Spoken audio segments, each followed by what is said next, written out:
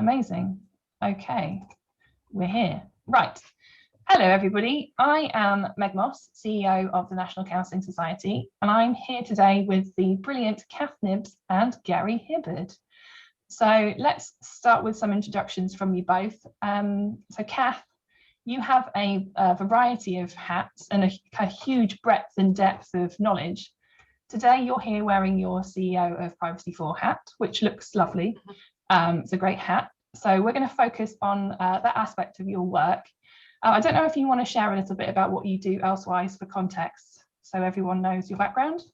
Okay, so stepping aside from Privacy4 for one moment, I am an integrative child and adult psychotherapist with UKCP and soon to be member with NCS as well.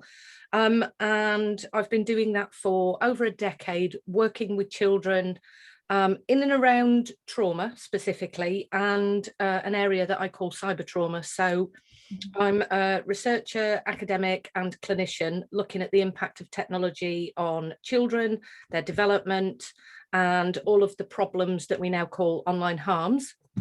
I'm also a functional health practitioner using DNA testing to work with some of my clients who often get called patients in the medical domain. And we look at how life has impacted them, something that you might, especially for students, you might come across in the word of epigenetics. And both of those things I integrate into my practice.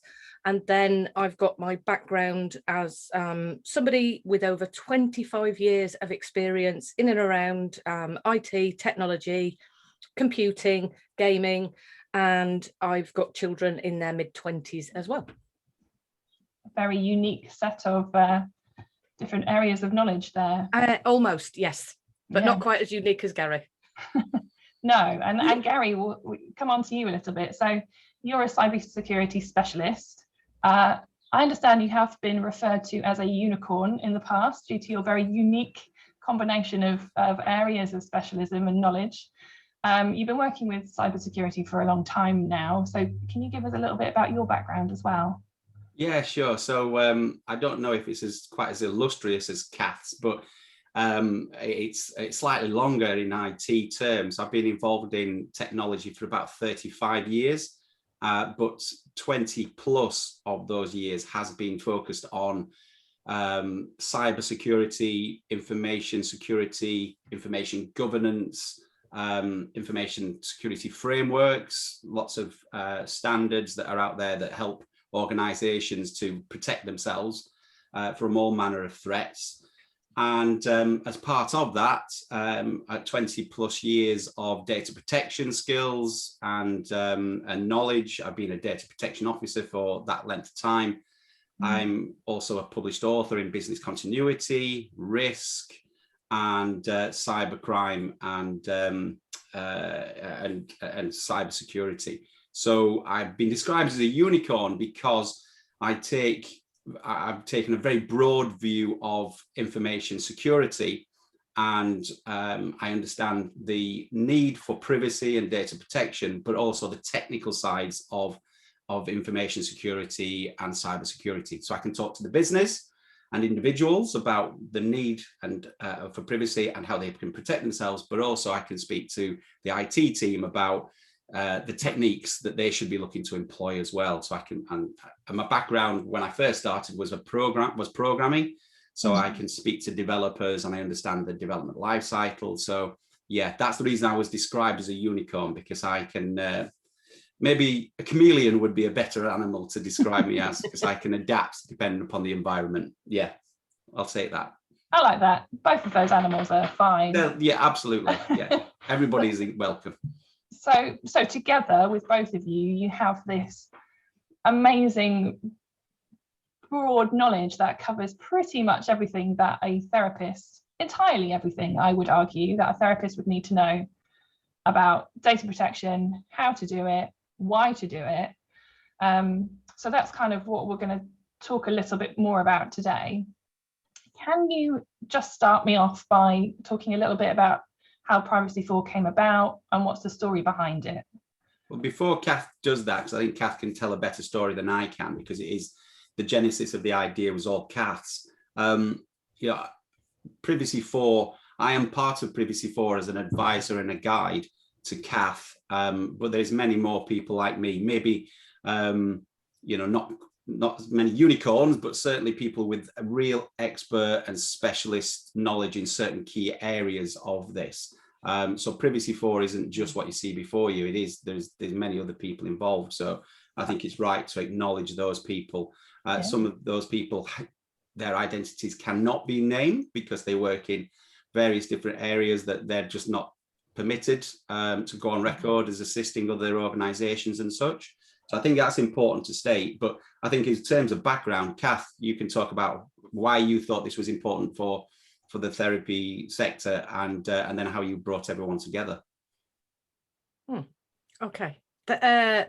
Yeah, how do I talk about how I brought everybody together without talking about the people? So Privacy4 really began probably in about 2017, maybe towards the beginning of 2018, when the GDPR, okay, so now I've sworn. So the GDPR was a new evolving law that people were becoming aware of. And what I really noticed is the profession of psychotherapy and counselling. So I'm not talking as a psychotherapist and counsellor at the moment, that this profession, along with, aromatherapists, physiotherapists, actually, what happens in those professions is we are taught how to do our job. So therapists are taught how to talk, police are taught how to police, teachers are taught how to teach. And what that actually meant was there was a huge gap in the knowledge of what technology and data protection actually meant, but also in everything to do with technology. And of course, I've been spending lots and lots of time presenting at cybersecurity conferences. Sometimes it's about, children's use of pornography. Sometimes it's about deeper aspects of how we use the internet. And one of the things I noticed is that realistically, this set of letters, as it was known, was causing a lot of discord and causing a lot of confusion. And I was talking with people like Gary and saying, why don't people understand data protection? It's been around since 1998. And during my own training, I was finding that there was problematic, let's call it problematic moments with my training institute and then the university that I went to, that they were asking us to record our sessions with the child or the adult client we were working with, to then transcribe, to bring that to the supervisors, to also bring that to the personal development areas. And I got into a space where I was saying, well, how are you protecting that? What are you doing with that? Are you just taking a dictaphone into the room and recording? Are you using your phone? And I spent a lot of time talking to Gary Hibbard and a number of other people. And I was becoming slightly exasperated in the, why don't they know? And I realized that, of course, why don't we know? Because it's not part and parcel of our everyday language. Mm-hmm. And this has been, I suspect, the issue that we all face is we don't want to know how to protect ourselves on the computer, because that looks like we're doing a job that isn't psychotherapy and counselling. We don't want to learn, in essence, how to understand privacy laws, rights and freedoms of the people that we work with, because that's not in the remit of, if you pick up an Irving Yalom book, if you pick up a Freud book, if you pick up, recent people who are, providing education around how to be a therapist, it's not contained within that environment. So Privacy4 came about as a bit of a, let's give this education to people. And I would say that we expected the uptake to be welcomed. We expected the uptake to be embraced. And suddenly we were faced with what I tend to call ostrich syndrome. So lots of membership bodies, lots of therapists saying, no, it's too complicated, it's too overwhelming, I don't understand the language. I'm going to say that if I can meet the minimum criteria, then I've done what I need to do. And that's where we're currently at with Privacy4. And the NCS are the first membership body to really take this on board, which is why we're doing this with you today. Oh, thank you. No, I definitely think it's important.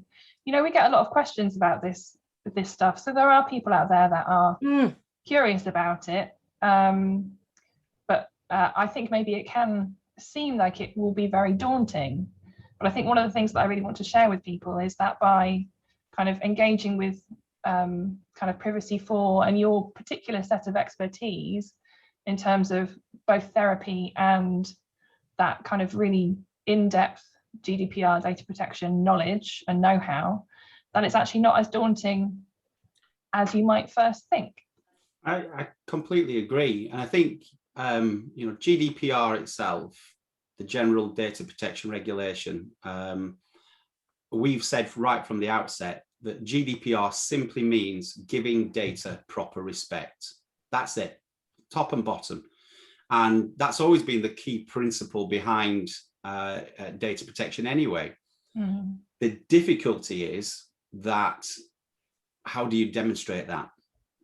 And that's what's the requirement. That's what's needed, is you have to ask yourself, are you giving data protection proper respect? And you, if I ask you that question, you would need to be able to tell me, give me some tangible evidence that you have done the bare minimum to be able to show that you are actually thinking about the kind of data that you're dealing with, and that you are protecting it in all its forms, either from misuse or from loss or from destruction or from, you know, from someone else being able to steal it or use it. But that really, it's at its core, is just what GDPR is. And whilst it's not a ripping read, you know, this is no Harry Potter, you know, this is no great, you know, it's not a real page turner. What I would say is that it's an important read for each and every single person to read anyway, for themselves, because what you've got to realize is that every organization within the EU has to comply with GDPR. So if you're interested in the way that your bank uses your data, or that utility companies use your data, or the gym that you're a member of uses your data, or indeed your membership body of which you're a member of protects your data and uses it, then read GDPR, put yourself in the middle of it, and just imagine it's talking about you and your rights. And suddenly you can then start to think, well, actually, this makes sense now. Yeah, I would expect organizations to keep my data accurate and up to date. I would expect them to do, you know, to protect it and to ensure it's confidential. And I can trust the information that's there, so there is integrity within the data. But you can start asking questions of the organizations that you now share data with, and therefore it's an extremely powerful tool for you as an individual, let alone as a person who runs your own business. And you are running a business. That was the shock, that when Kath came to me and spoke to me and said, look, I've spoken to some of the professionals about this, and they seem a little bit surprised at where we are in the therapy sector in terms of our approach to information security and data protection. And she told me some of the things, and I was myself equally alarmed, because I know people who have sought the assistance of therapists, and I said, well, surely, you know, when I went to ask them questions, I said, did you ask these questions of your therapist? Did you ask these questions around these organizations that you spoke to about some of your deepest, darkest fears and experiences? And some of them just said no, because it just never occurred to me. I just assumed that they would have all of this stuff in place. Yeah. So it's getting the basics right. I mean, it genuinely is. It goes back to that giving data proper respect. But how you can evidence that's the bit where people get confused and think it's very complicated. And in fact, it's not. Yeah. Not really. I think most people will find once they start going through the process, it's all very logical. It just takes a little bit of organization and thought and care. Well, the analogy that I always give with information security, and have always given because people get it, is either if you're a car owner, it's like maintaining your car. It's the vehicle. So that's the mechanic side of it. That's the IT. So the technology is your car. It's the physicality of what you're doing. And then how you use that vehicle is the highway code. And if you like, Privacy4 has developed that highway code, but it's training and awareness, it's understanding the rules of the road. So you expect, you know, if we just got everybody who turned a legal age to drive and just gave them a car and said, there you go, you can now, the law said that you're of an age now that you can drive, goodbye. How many deaths and how much death and destruction would we see on the streets? And yet that is exactly what we're doing with technology. We just hand it to our children or to people of who we think they're of an age to be able to understand this stuff and say, go on, there you go. I'm not going to tell you about it or tell you how to engage with it or anything. And yeah, so that's the, you know, the analogy I always give. So it's about maintaining that vehicle and making sure you keep on top of your knowledge and understanding the rules of the road, and you're not complacent to the risks that are out there. And yeah, that's kind of the best approach, the best way to think of it. Yeah, no, that sounds really good. And do you mind if we kind of talk about some of the questions that you tend to get? Yeah, sure. Yeah. So, and I think one of the key things that comes up probably for both of us is, do I need to register with the ICO? Okay. Yes. So Gary has a one-word answer to this. Yes. Yes. So what I'll do, Gary, is I'll explain why.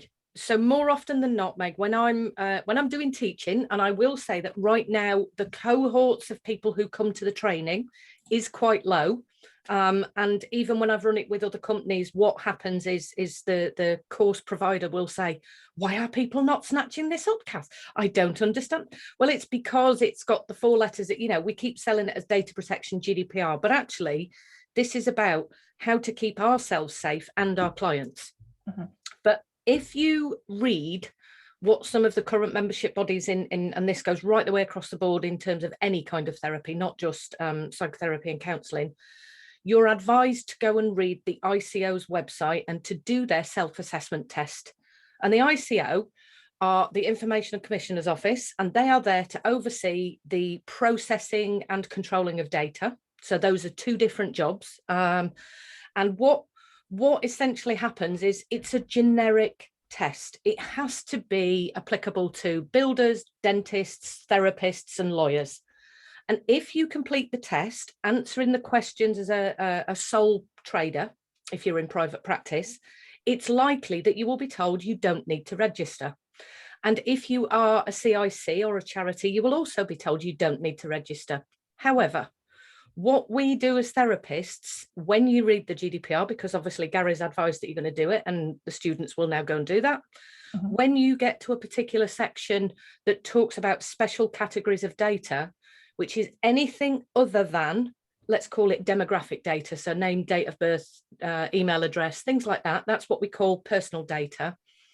But therapists talk about religions, traumas, health, sexuality, you know, desires, secrets, wishes, all of that particular kind of information is known as sensitive categories of data, something that I call sacrosanct data, sacrosanct information.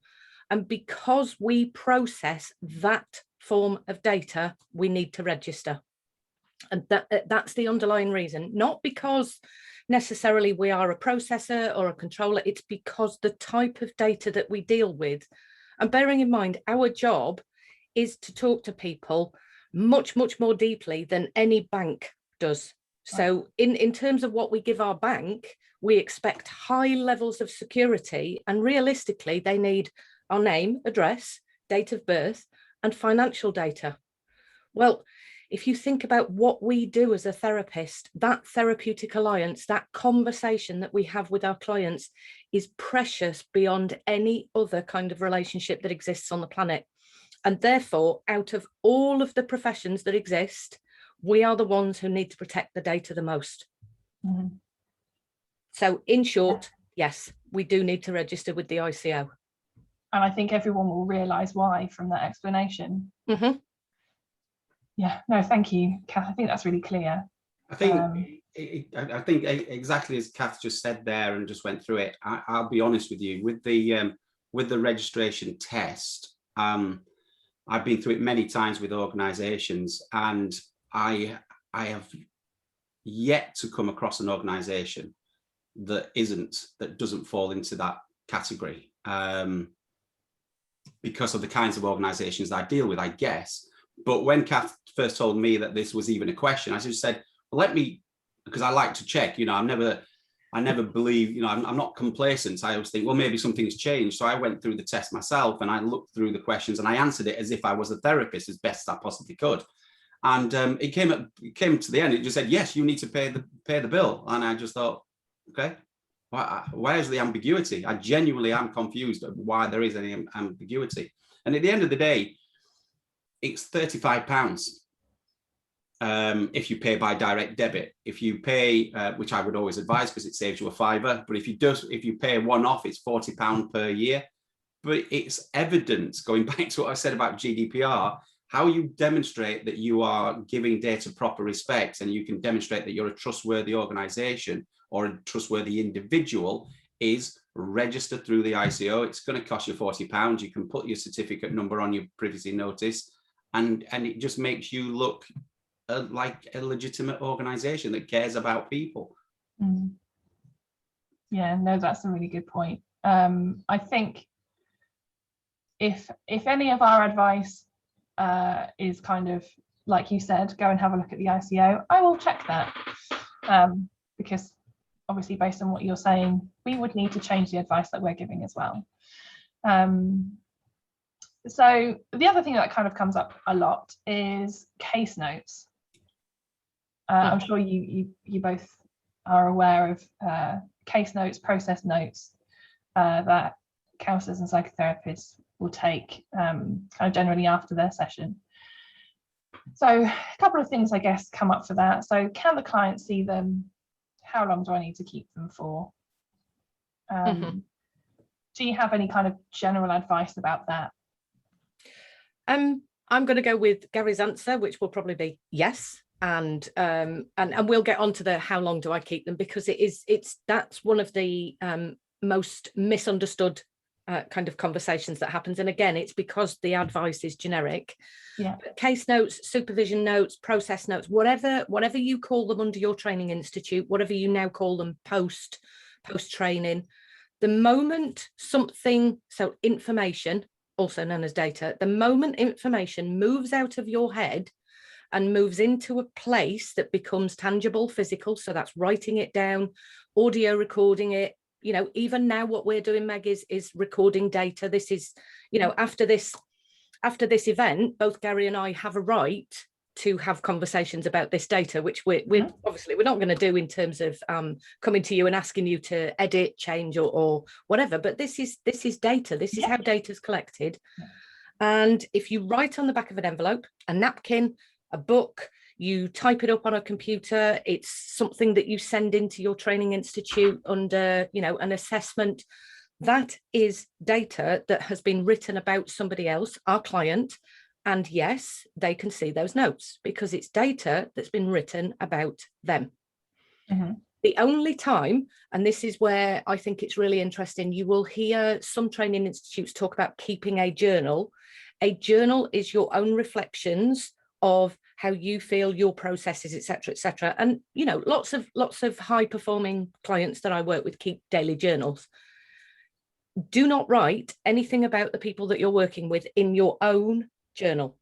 And then when you write something about your client, whether it's how long they attended the session, the kind of things that you talked about in the session, and perhaps even your reflections on how you feel about the client, if they are contained within the supervision notes, process notes, case notes, yes, the client can see them and they can ask to see those notes at any time. The moment you start to write the notes about the client is entitled to see those notes, and they also have rights about whether the data is accurate, whether they want things changing. And those, if you read the GDPR, those are the rights and freedoms of the people we take the data off. And as Gary was talking, you know, about, you know, even if it's an electricity company, we can say to them, actually, I don't want you to keep my middle name, or I don't want you to put my prefix or pronoun. I would like you to remove that. Mm-hmm. We have the right to ask for that information to be changed. And so do our clients. We are, in one essence, Meg, we're now no longer the therapists in training that were written about pre-2018. So before 2016 actually, but before 2016, people could turn up to a therapist's office and the therapist could write what they wanted about the client and the client could never see those notes. And then 2018 said, no longer is that an option. And because it's a law, that makes it very different to an ethical guideline. Yeah. Oh, yes, they can see them. And in respect of how long you keep them, that is entirely down to the insurance company that you work with, that you have your liability insurance with, and if you are in training or working for an organization, what the data controller or the data protection officer insists on happening with those notes. So recently, I have just found out that there is one particular therapy organization that requires that the practitioners enter their details onto a system, and they are keeping that data for the entire life of the therapist, for which I don't quite understand what the justification or thinking behind that is, because the longer we keep data, the more it's at risk of being accessed and it causing a breach. So again, these kinds of conversations need to be had with insurance companies, because some of them stipulate, so I was with an insurance company that said I had to keep data post the child leaving 7 years after they reached the age of 18. So I had to keep notes for all children until they were 25. So I left that insurance company based on the fact that, as far as I am concerned as a practitioner, in terms of Privacy4, that is a ridiculous amount of time to keep data that can be accessed, that can be hacked, that can be breached. And I choose to work with an insurance company that understands the risks and dangers to holding data in particular formats. So, you know, what I choose to do isn't necessarily the right answer for everybody. That's personally what I choose to do. Yeah, I think the key thing is, and again, this is going back to the ambiguity of GDPR, because it has to apply to a law firm as it does to a plumber, as it does to a therapist, and everyone in between, and utility companies is a great example. The ambiguity is that it talks about it's known as the principle of storage limitation, meaning that you can only store data for as long as is necessary. Now, I even had lawyers coming to me over, when 2016 to 2018, when we were implementing GDPR, saying, well, we have to keep this information because of tax laws, or because of case notes, or because we're fighting this particular case, and medical insurance, because, we might get a claim in 20 years time or 30 years time. And I just looked at them and said, why are you panicking? You clearly have a reason, and it's necessary for you to hold that information. So don't panic, because you can clearly see if there was an issue, if I, as the GDPR governance body, the ICO, was to come to you and say, why are you holding records that are 20 years long, in history and length? If you can turn around to me and say, look, we're keeping them because it's necessary for these particular reasons, then there's no panic, there's no issue, there's no worry around that. So keeping data for as long as it's necessary, only you can determine what is necessary. And as Kath has already said, if your insurance firm says you have to hold data for this length of time, then you're kind of bound by that, or do as Kath has done, vote with your feet and find someone else that you think is a little bit better. But if you are going to hold it for 7 years, 10 years, 20 years, then you need to think about additional security of that information. So you might need to archive it, and you need to put it in a safe place, a vault somewhere, so it's away from your live data, but you can always return to it.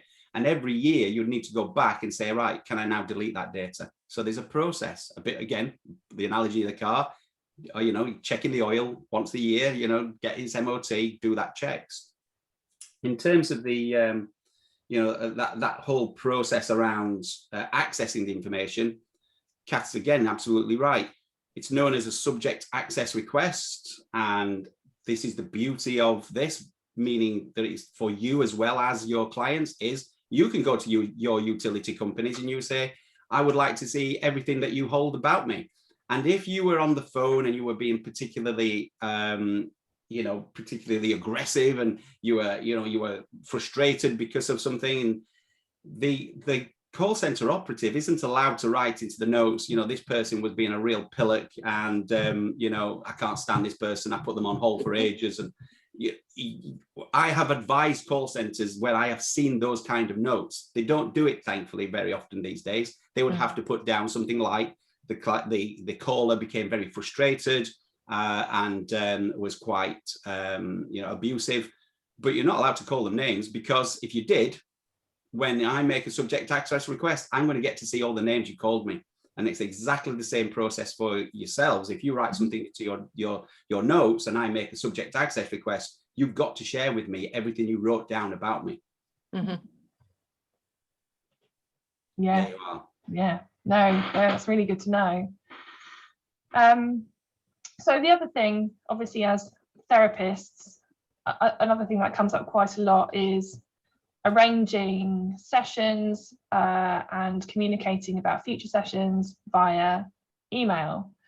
And then also, I mean, some people do counselling over email, which is a kind of separate thing, unless you want to talk about it now. But how I think some people are aware that general kind of email, webmail things are not as secure as perhaps they should be. But I think there's a bit of an unknown about how to do it safely. So what kind of advice can you share with people about that?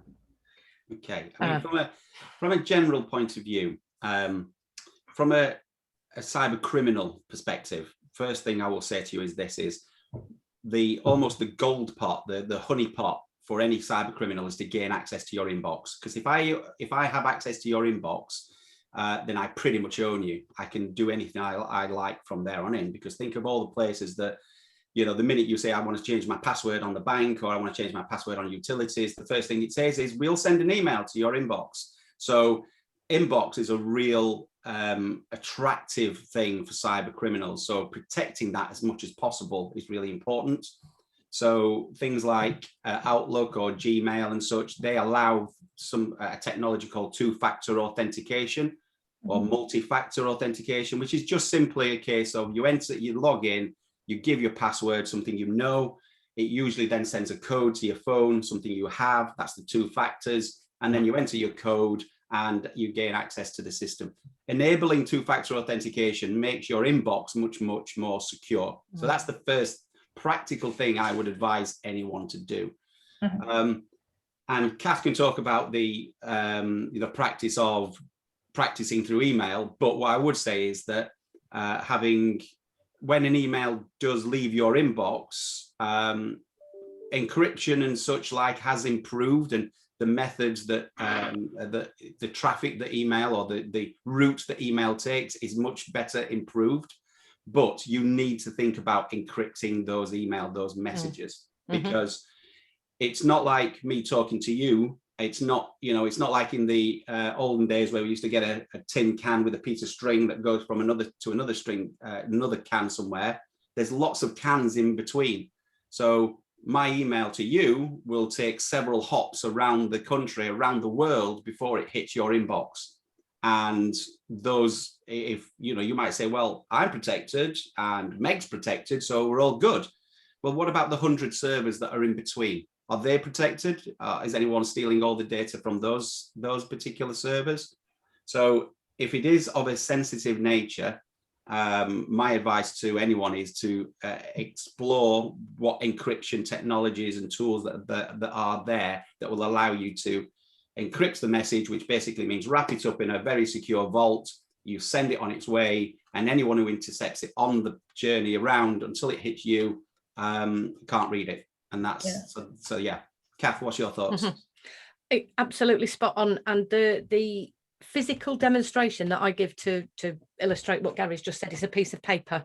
If I hand a piece of paper across to somebody in a room, then me and that person can read what's on the piece of paper. And if I send that piece of paper around via, I don't know, 6 or 12 other people, they can all read it. So encryption is almost like screwing the paper up into a tiny little ball, popping it in an envelope, and the password goes separately, or the way that the message is then unencrypted, so basically unscrewed, gets passed around in a different route, so that when one is intercepted, it doesn't find the other piece of information. And that's a simple way of explaining kind of email encryption. But one of the things that I would say is, in terms of these email providers, there's two things that I like to explain to therapists. When you have a subject line, if you are using Google, Outlook, some of the larger corporations, they will read through their machine learning algorithms what the subject line actually says. And so do the cyber criminals. And they're looking for words like invoice, report, meeting, something that might bring them a piece of information they can use, keep hold of, or use against you.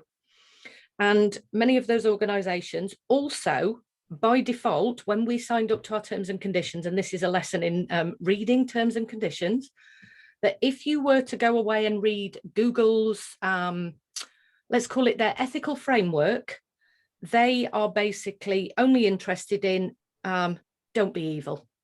Now, in their terms and conditions, they're also entitled to read our emails. So if we don't encrypt them, there is a chance that Google's systems within the background may read our emails. So when we send an email, we need to protect it both for ourselves and for the client, because the last thing we want is somebody to read that email and for it to be shared somewhere, anywhere online or anywhere else other than between ourselves and the client. And secondly, the thing that you use on your computer, so Gary mentioned Outlook. So I've got Outlook on a Windows-based PC, for example.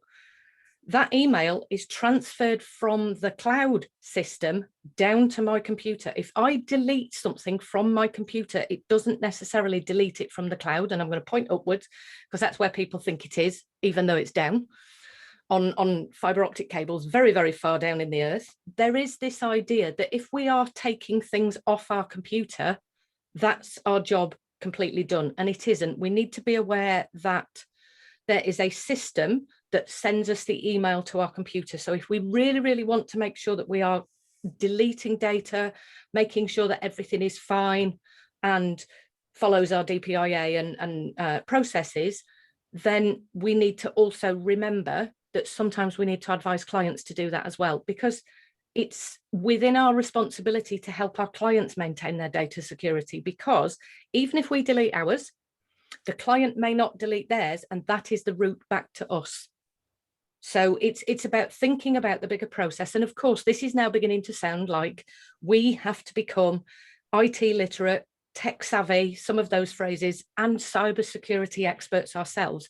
But going back to GDPR, under Gary's recommendation, to give data proper respect means that we are giving our clients the respect and the help that they need and deserve. Yeah, I think you're, I mean, I don't know if this is true or not, but the Hippocratic Oath talks about do no harm. And I think that absolutely, you know, is, it's got to be part of your world, hasn't it, really? I mean, I'm sure no one goes into the therapy sector thinking, oh, okay, I'm going to do these things and I don't really care. And, you know, it's a caring profession. You know, please tell me if I'm wrong, but that's my perception of what it is. So the principle and the idea, the Hippocratic Oath of do no harm, really lends itself to this next thing, which is, so how do I demonstrate that I'm going to make sure that I protect people, protect their rights? And we all have a right to privacy. It's a human right. And we all have a right to live our lives without fear of oppression and abuse, etc., which all can be brought about by lapsed levels of security. Yeah, and you're right. Kind of beneficence is one of the fundamental principles of almost every code of ethics that is out there in counselling and psychotherapy. So it kind of underpins everything. I think that's point one of our kind of code of ethics fundamental principles. Yeah. So yeah, we're right there. For me, because again, this is me being the unicorn thing, because I'm both a consultant who goes out and implements security standards, but also I'm an auditor. So I go in and audit companies and just say to them, show me evidence. And that is the key phrase, is show me. Tell me how you are doing those things. So when people say, oh yeah, we absolutely do respect people's privacy, I'll say, brilliant. Show me, tell me, how are you doing that? What are you doing? And genuinely, you know, from multinationals multi-billion pound organizations. When I ask CEOs of those questions, you see them flounder, because it's a question that they've never really sat and thought about, all the way through to individual sole traders. So when people say, yeah, absolutely, my, raison d'etre is to do no harm and to help people, I'll say, brilliant. Show me how. Tell me how you're doing that. Mm. So people should, again, as a practical tip, just, grab a cup of tea, coffee, go for your long walk, that passive meditation, active meditation, whatever you want to call it. But ask yourself that deep question. How can I evidence that I'm not going to do anyone any harm? Yeah. And I think a lot of people will find that they are actually doing some of that stuff already. Yeah. It's just how you need to clarify and write down somewhere exactly how you're doing that. Yeah, I'm just going to jump in on something that's just popped in my head in terms of what happened for me in 2018, Meg, is I actually left a number of advertising directories based on their inability to grab this or grasp this concept of sending secure information. So one of the things that will happen for many of us, whether it's in training or when we get to the end of training, is we will look around to advertise our we will market our services. And one of the things about a lot of the directories is they keep your data safe on the platform, but when the client, who is always in distress, see, what you'll find is people don't seek our services when they're thinking, they're cognitive, and they're considering what they need to do with their data. They turn up to either your website, the Find a Therapist section on the membership body site, or they go to a directory and they say, please help.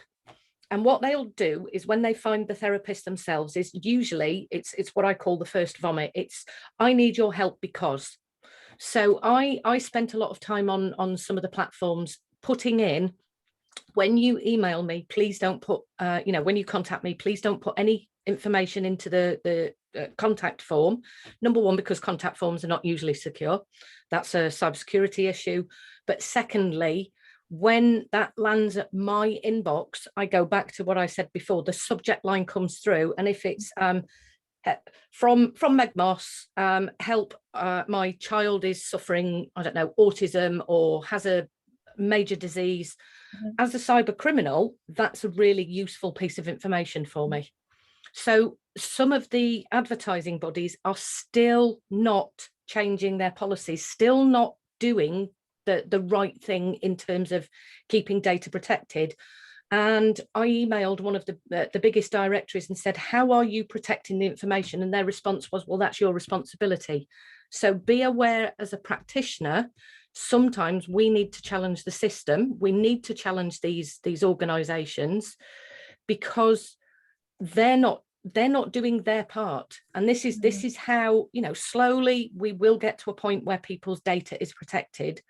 But our clients always contact us in distress.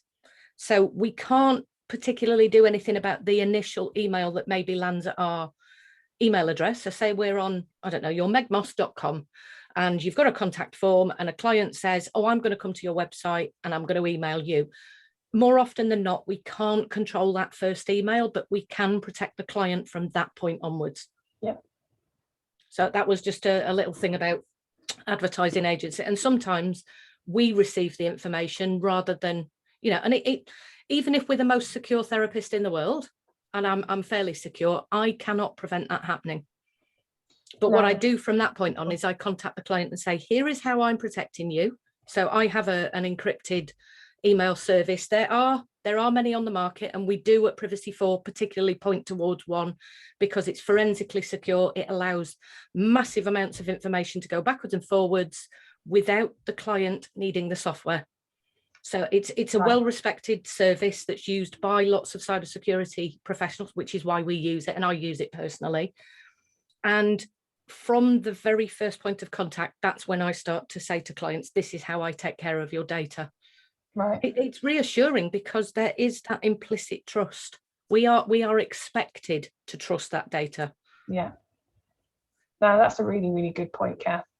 And I think, obviously we run our own directory, and that that kind of privacy element of client data was something that was really key in our minds when we were first building it. So it would be heartening to see all of the different directories making more of a move to really look after that data, because you're right, it is that first contact is always someone's in distress, and they do reveal a large part of who they are, and it's really important that that's looked after properly. Absolutely. So do you mind if we move on a little bit and talk about another aspect of something that kind of comes up, which is privacy notices? Funnily enough, which takes us back to the website issue. So I would say, and I will let Gary do his ensemble on this in just a moment, but I generally explain to people a privacy notice relates to your website in terms of this is what I'm going to do with your data coming.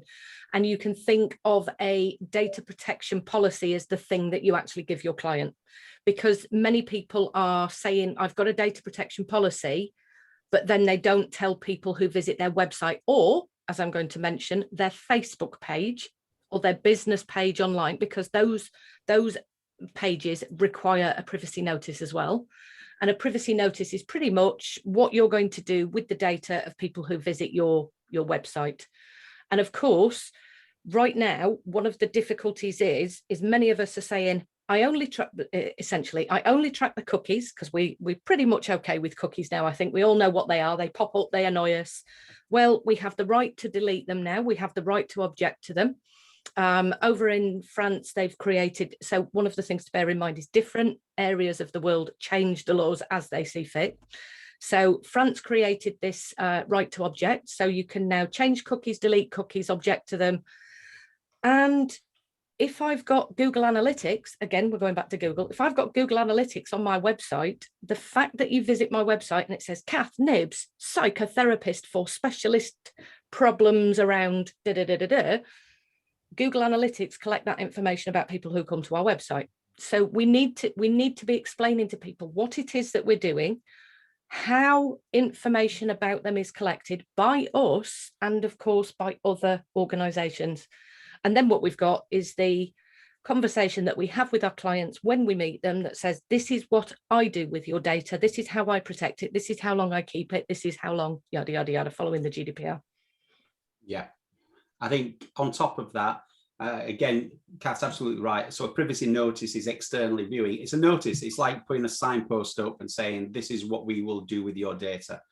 A privacy policy is more, it's actually more internally looking. It's kind of saying, this is what I will do with data, and this is what the people who interact with me on a day-to-day basis will do with data. So it's more about, you know, if you work with other therapists, etc., but also, as Kat said, it's telling clients what the expectation is. Again, keeping things real high, and that is that the first article or the first principle of the 6 principles that you need to be really thinking about in terms of GDPR. There is actually 7, which I'll come on to in a second. But the first principle you need to think about is that it talks about that data, personal data shall be processed lawfully, fairly, and transparently. So transparency is you're telling people what you're doing with their data. So again, it comes back to that simple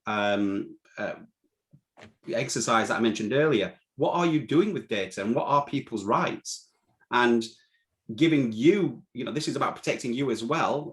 So when you go to other people's websites, I am that geeky kind of person, and I hope lots of other people will become it. Read their privacy notice and what they will do with your data. What are your rights? And all clients are getting to that point now where they will start to explore those areas, and they will start to ask questions of you about what you're doing with their data.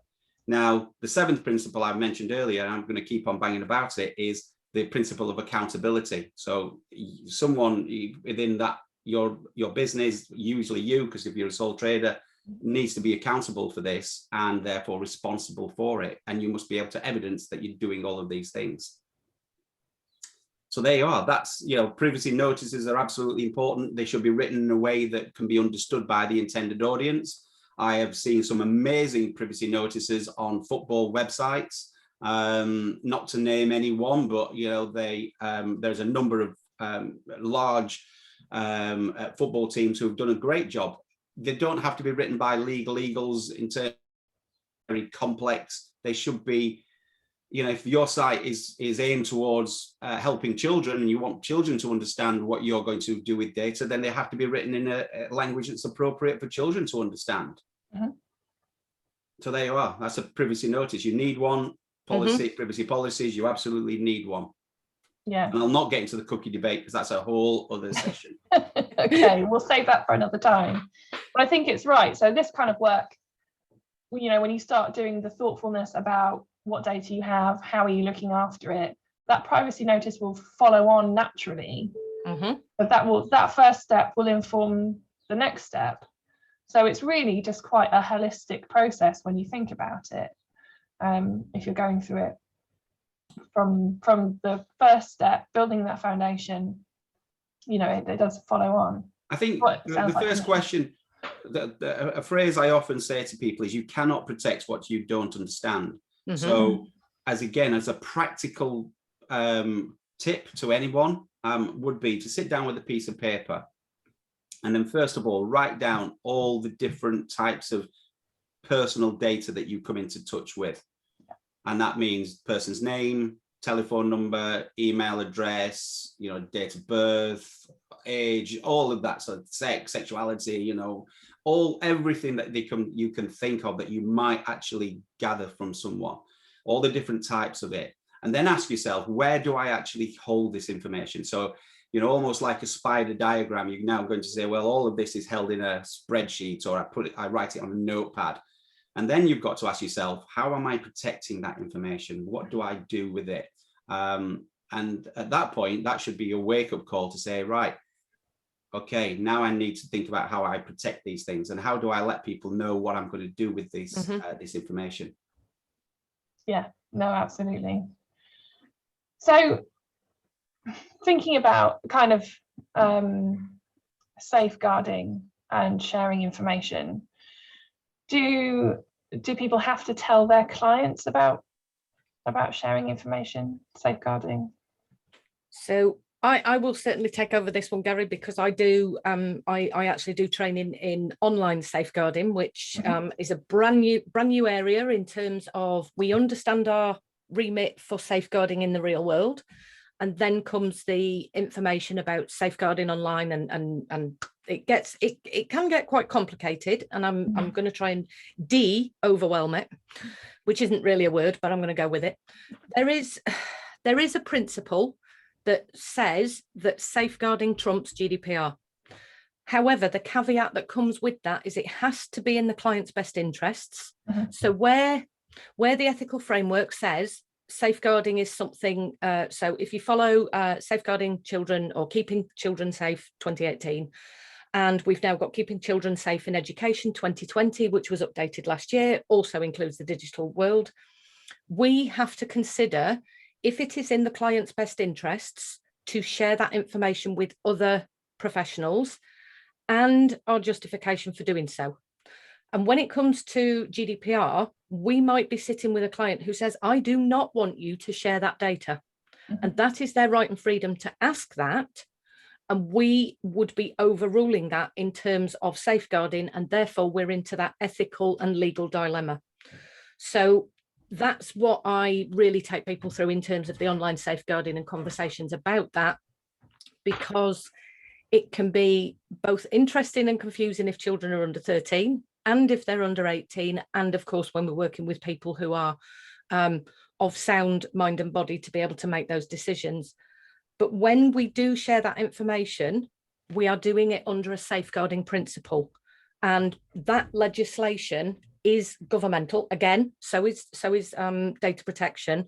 They're both governmental laws, but also we know that whatever it is that we're sharing has to then be communicated in a way that has said why we're doing what we're doing.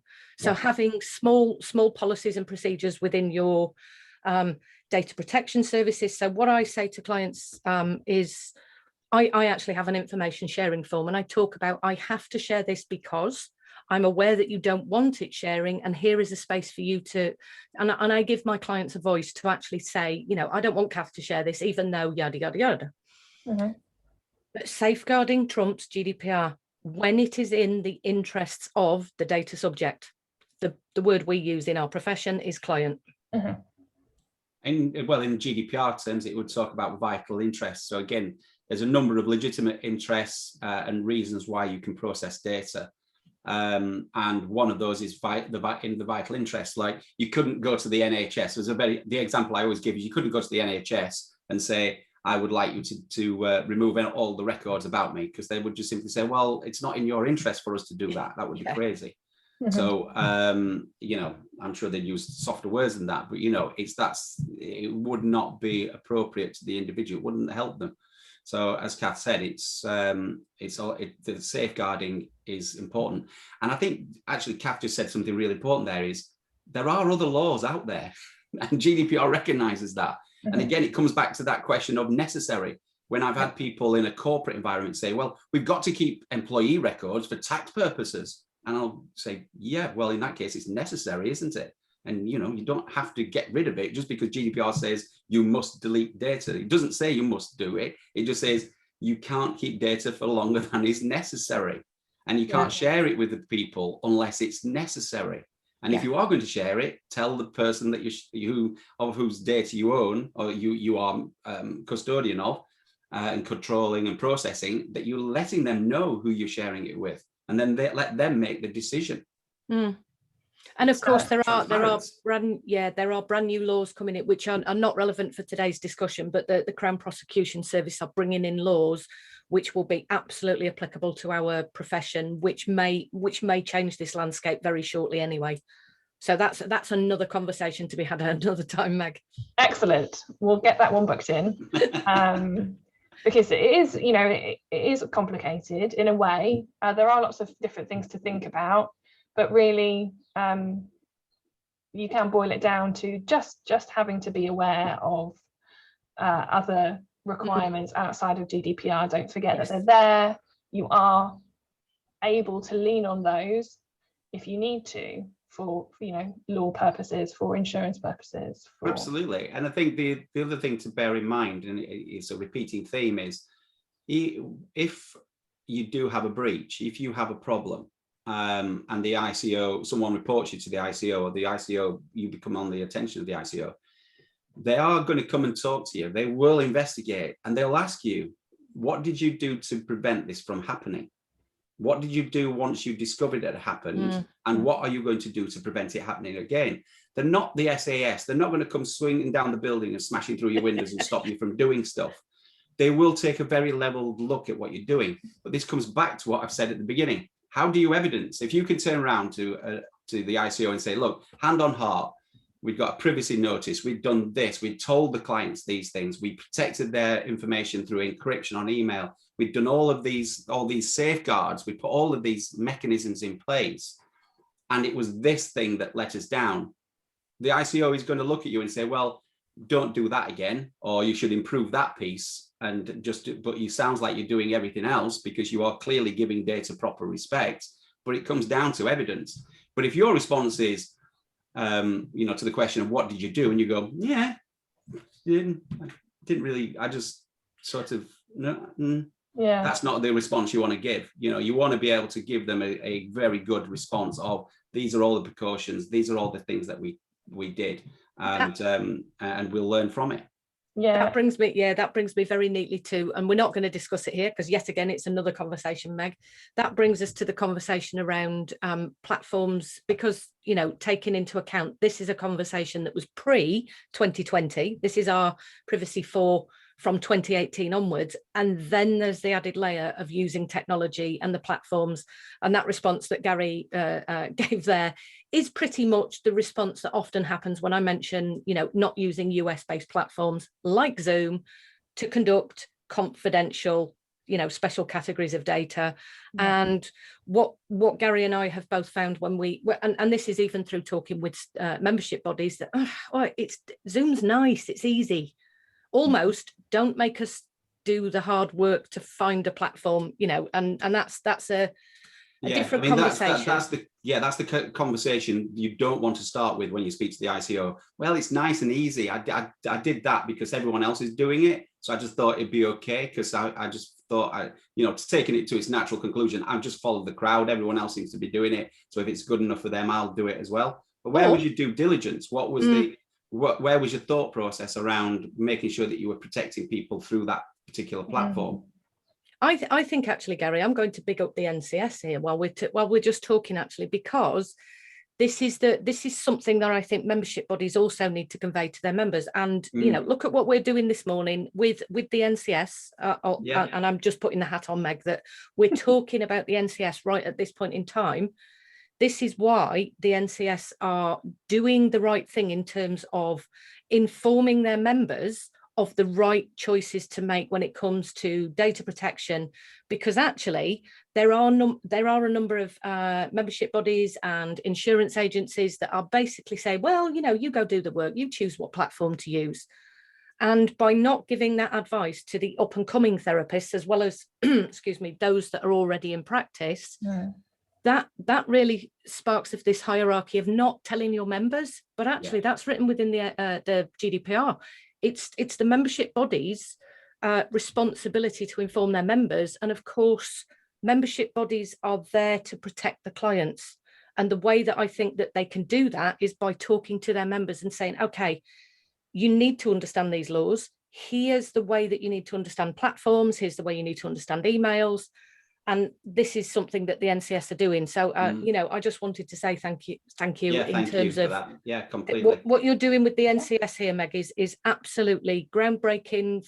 You're the forefront thinkers, and this is going to protect members of the NCS coming through, ones that are already established. 100%. Yeah, I mean, it's so important. I've got a bit of a background in IT myself, so I understand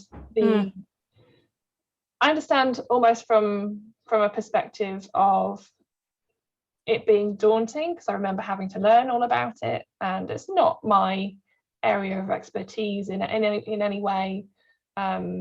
It's not something that I was comfortable doing, so I understand from a therapist perspective that it can be really hard, but how valuable it is to know that. And once you've done the journey of thinking about data, thinking about how to protect it, you'll find that it's really not as scary and as difficult as you might think. And we can help with that. Privacy4 can help with that. You don't need to do it all on your own. You'll need to do the thinking about your own data, but there is support and help out there to get it right, and it's not just for you, it's for your clients as well. And I just think it's one of the most important things in the modern technological age that we really should be doing. I completely agree, and I'd echo everything that Kath said there. That I think NCS are leading the way in this. But I would again return to the analogy that I gave earlier. I don't know how a car engine works. I have no interest in it. I just know that I get in the car and I turn the key and it works. But I do know I've got to maintain that vehicle. I do know that I've got to check the oil. I do know I've got to check the tires, and I've got to fill it with gas. And every year I've got to do some maintenance and some service on the vehicle and clean it up and keep it roadworthy. And really, it genuinely is. This is not being patronizing. It is genuinely as simple as that.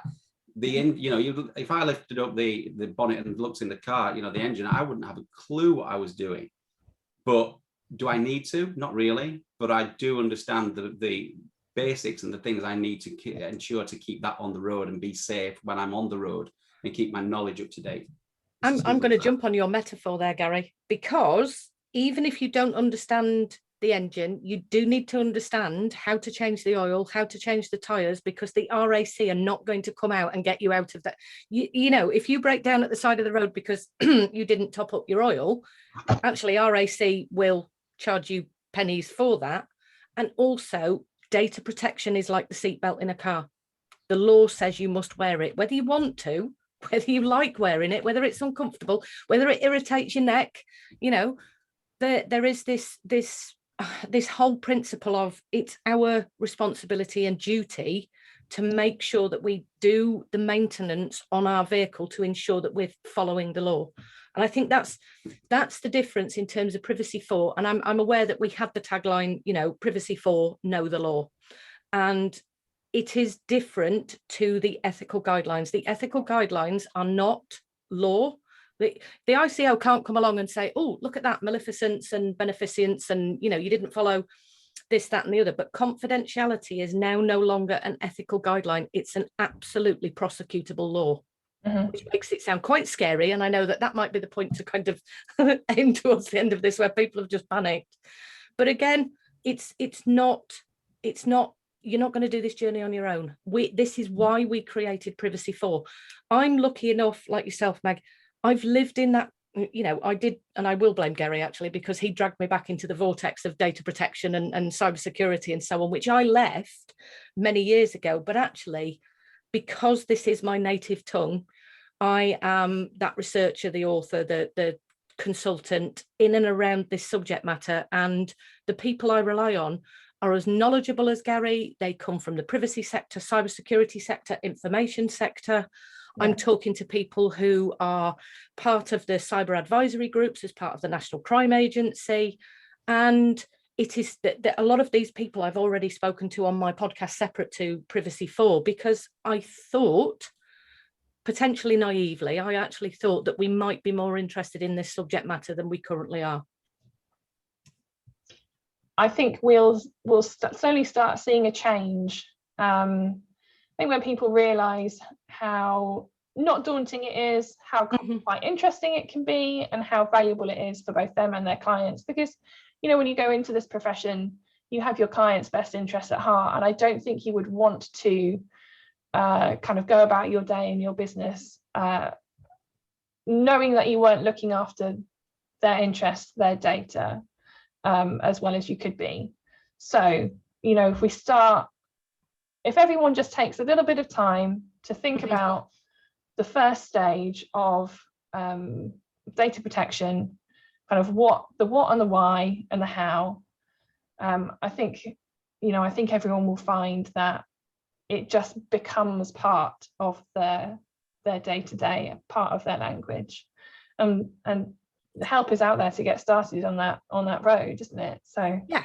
And this is what we do at Privacy4. So we currently have a 12-month course, and we are putting things into place in terms of other forms of trainings and kind of centralized conversations. But also we can do training on a data protection impact assessment, which is what you've just talked about there, Meg, because essentially that is something we're supposed to do before we set out to process and control and so on and so forth. So we will likely have some training coming up in terms of how to conduct one of those and how to do it effectively so that it makes your life much easier. And yes, we're going to talk data protection, the dreaded GDPR letters. We're going to talk about cybersecurity tips. And because of that, one of the things we did in the middle of 2020, given the flurry to work on, like, well, the forced space we then found ourselves in, is I authored a journal article with some colleagues, and also Gary and I created a simple, you know, on the desk 50-page how-to guide to give people the basic principles, because we know that it can be overwhelming, and each subject matter in this guide, which NCS members get a discount on the hard copy. I read it and it is brilliant. And well, actually, you did the foreword, didn't you? So we know that you read it. You know I read it. But it's a way of saying to people, look, here's the basic tenets. If you want to understand this at a deeper level so that you can do your job really well, and by that I mean, some of us have a desire to be the best therapists we can be, and the best therapists are ones who are continually learning, who do CPD, who take that extra step. And our clients in this world of digital data, which can be forever, and I'm really not trying to frighten everybody here, we need to understand this world. This digital world is much bigger and more complicated, and what we don't want is complacency or fear, and we're trying to work with those two issues. And this is the step one. and it's a good step one, I think. Right, I think we've come to the end of our questions, and I realise I've taken up quite a lot of your time this morning, and it's been lovely and very, very educational. I always learn something when I speak to both of you. I think what we'll need to do is do maybe another one of these to cover off some more questions, because there are some that I have in my head that I don't think we've got time for today. But I just want to say a huge thank you to you both. I'll signpost everyone to Privacy4 website. So anyone watching this, you can find the link somewhere around this video, and go and find out more, because it's really important. And I think you'll find that it's, like I've been kind of banging on about, it's not as scary as you would think it is, even though it does sound scary. Yeah. So yeah, thank you both. Thank you, Kath. Thank you, Gary. You for having us. It's always a pleasure, and I'll see you both again sometime soon. Thanks very much. You take care. Bye-bye. Bye.